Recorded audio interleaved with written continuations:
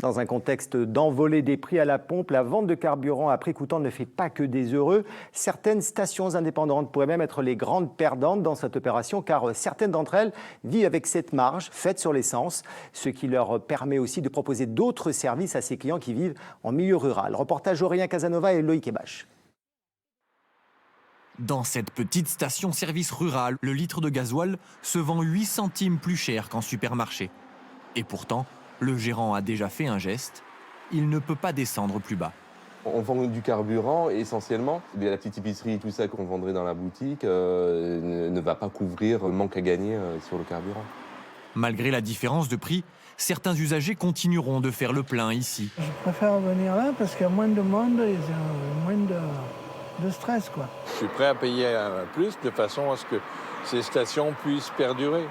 Aider ces stations-service, car elles représentent un peu plus que ça. Micro-épicerie, dépôt et envoi de colis, service carte grise. Et même une aide mécanique si besoin. Donc ça c'est le minimum et là c'est le maximum. Oui. Vous devez être là au fait. Dans les petites stations-service, ils font des choses à échelle humaine.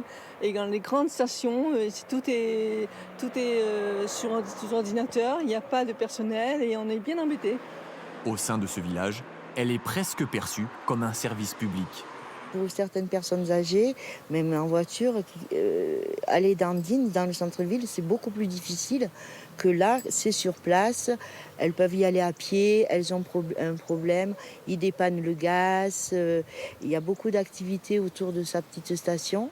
Face à cette opération à prix coûtant des supermarchés, l'avenir s'assombrit encore un peu plus. Eux, comme c'est un produit d'appel, ça leur est égal de gagner de l'argent. Donc, sur le carburant, donc ils vont vendre à prix coûtant et puis ça va faire disparaître au fur et à mesure toutes les petites stations. C'est malheureux. La France compte environ 11 000 stations essence rurales. Elles étaient 4 fois plus il y a 40 ans.